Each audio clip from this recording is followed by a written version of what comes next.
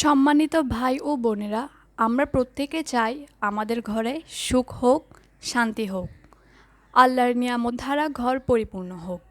কিন্তু আমরা জানি না ঘরকে কিভাবে সুখ শান্তির নীড়ে পরিণত করা যায়, কিভাবে ঘরকে একটি জান্নাতের টুকরা বানানো যায়।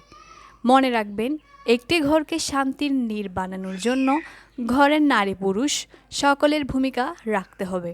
তবে সবচেয়ে বেশি ভূমিকা রাখতে পারে ঘরে বসবাসকারী নারী। আজকে আমি ঘরের নারীরা কী কাজ করলে ঘরটা স্বর্গসুখে ভরে যাবে তা ইসলামী দৃষ্টিকোণ থেকে উপস্থাপন করার চেষ্টা করব। আজকের বিষয়টি প্রত্যেক নারী পুরুষের জানা খুবই জরুরি, তাই কষ্ট হলেও প্রতিটি কথা খুব মনোযোগ দিয়ে শোনার অনুরোধ রইল। হতে পারে এই ভিডিও দেখার পর আপনার ঘরের সকল অশান্তি দূরীভূত হয়ে যাবে। আবু দাউদ শরীফের 1664 নং হাদিস, হজরত ইবনে আব্বাস রাদিয়াল্লাহু তাআলা আনহু হতে বর্ণিত। তিনি বলেন, রাসূলুল্লাহ সাল্লাল্লাহু আলাইহি ওয়াসাল্লাম আমাকে বললেন, আমি কি তোমাকে মানুষের সর্বোত্তম সম্পদ সম্পর্কে অবহিত করব না? তা হলো নেককার স্ত্রী। সে তার দিকে তাকালে সে তাকে আনন্দ দেয় এবং তাকে কোনো নির্দেশ দিলে সে তা মেনে নেয়, এবং সে যখন তার থেকে অনুপস্থিত থাকে তখন সে তার সতীত্ব ও তার সম্পদের হেফাজত করে। তিরমিজি 1159 নং হাদিস, হজরত আবু হুরাইরা রাদিয়াল্লাহু তাআলা আনহু হতে বর্ণিত। তিনি বলেন, রাসূলুল্লাহ সাল্লাল্লাহু আলাইহি ওয়াসাল্লাম এরশাদ করেছেন, আমি যদি কাউকে অন্য লোকের প্রতি সেজদা করার নির্দেশ দিতাম তাহলে অবশ্যই স্ত্রীকে তার স্বামীর প্রতি সেজদা করার নির্দেশ দিতাম। একজন স্ত্রী স্বামীর অনুমতি ব্যতি রেখে বাড়ির বাইরে বের হবেন না, তার আদেশ নির্দেশ মেনে চলবেন, তার প্রতি সর্বদা সম্মান ও ভালোবাসা প্রদর্শন করবেন, কেননা স্বামী তার কাছে সর্বদা সম্মানের পাত্র।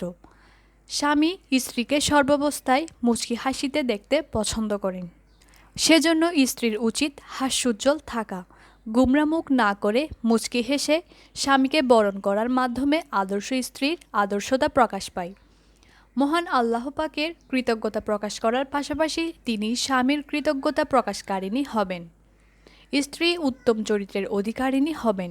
ঝগড়া বিবাদের সময় কখনো স্বামীর উচ্চ আওয়াজে কথা না বলা আদর্শ স্ত্রীর বিশেষ গুণ। যে ঘরের নারী স্বামীর সাথে তর্ক করে না সে নারীর তালাক হয় না, সে ঘরে অশান্তি হয় না। এক মহিলা এক বুজুর্গের কাছে এসে অভিযোগ করল তার স্বামী তাকে প্রতিদিন মারধর করে।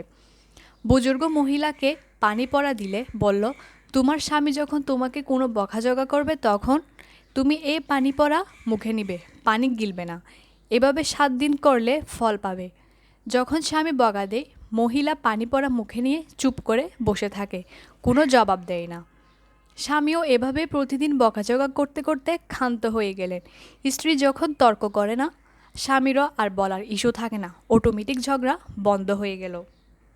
মনে রাখবেন, স্বামী দরিদ্র হলেও তার দরিদ্রতার উপর ধৈর্য ধারণ করা এবং সম্পদশালী হলে তার সম্পদের কৃতজ্ঞতা প্রকাশ করা, সর্বদা স্বামীর কল্যাণে প্রচেষ্টা ও কল্যাণকে পছন্দ করা এবং স্বামীর কল্যাণকে প্রকাশের প্রচেষ্টা করা, সত্য কথা বলার মাধ্যমে নিজেকে সুশোভিত করা এবং সর্বপর্যায়ে মিথ্যা বলা বা মিথ্যার উপর আশ্রয় নেওয়া হতে বিরত থাকা আদর্শ রমণীর সর্বোত্তম গুণ। অন্যকে তিরস্কার এবং ঠাট্টা বিদ্রূপ থেকে সর্বদা বিরত থাকা। আদর্শ স্ত্রী হবেন নম্র, ভদ্র, অহংকার, গর্ব এবং অহমিকা হতে সবসময় নিজেকে দূরে রাখবেন। আল্লাহর প্রিয় হাবিব সাল্লাল্লাহু আলাইহি ওয়াসাল্লাম এরশাদ করেন, দুনিয়ার মধ্যে আমার কাছে সবচেয়ে পছন্দনীয় জিনিস হলো 3টি, আর তা হলো খুশবু, নেককার নারী, আর আমার চোখকে শীতলকারী হলো নামাজ। সেজন্য উলামা কেরাম বলেন, যে ঘরে নেককার নারী আছে, চাই সে নারী মেয়ের সুরতে হোক বা মায়ের সুরতে কিংবা স্ত্রীর সুরতে অথবা বোনের সুরতে, আর সে যদি ওয়াক্ত মতো নামাজ আদায়কারী হয় আর ঘরকে পরিষ্কার পরিচ্ছন্ন রাখে, দুর্গন্ধ বা ময়লা করে না রাখে, তাহলে দুনিয়ার সকল নিয়ামত আল্লাহ সে ঘরে জমা করে দেন। আদর্শ স্ত্রী একই ভুল বারংবার করে না, ভুল করে ফেললে শুধরে নেয় এবং সে ভুল যাতে সংগঠিত না হয় সেক্ষেত্রে সতর্ক থাকে একজন উত্তম স্ত্রীর অন্যতম গুণাবলীর একটি। তিনি হবেন আল্লাহ পাকের জিকিরকারিণী, সর্বদা তার জিহ্বা আল্লাহর জিকিরে মশগুল রাখবেন। স্ত্রী হবেন পবিত্র, পরিষ্কার পরিচ্ছন্ন, পোশাক পরিচ্ছদ এবং শারীরিকভাবে তা প্রকাশ পাবে। আল্লাহর বাণী, নিশ্চয় আল্লাহ তওবাকারী এবং অপবিত্রতা থেকে যারা বেঁচে থাকে তাদেরকে পছন্দ করেন। আদর্শ স্ত্রী স্বামীর অনুমতি ছাড়া নফল রোজা আদায় করবেন না। মুহরিম ছাড়া অন্য কাউকে স্বামীর অনুমতি ছাড়া তার বাড়িতে বা রুমে প্রবেশ করতে দেয় না। স্বামীকে কখনো কোনোভাবে কষ্ট দিবেন না। স্বামীর অনুমতি ব্যতি রেখে তার সম্পদের কোনো কিছু কোথাও ব্যয় করবেন না। আদর্শ স্ত্রীর গুণের অন্যতম একটি হলো স্বামীর পাশে অন্য কোনো অপরিচিত লোকের প্রশংসা করবেন না। আদর্শ স্ত্রীগণ স্বামীর সকল আদেশের অনুগতশীল হবেন। তবে যদি কোনো পাপ কাজের অথবা আল্লাহ ও তার রাসূল পাকের বিরুদ্ধাচরণ কিছু হয়, তা মানা যাবে না।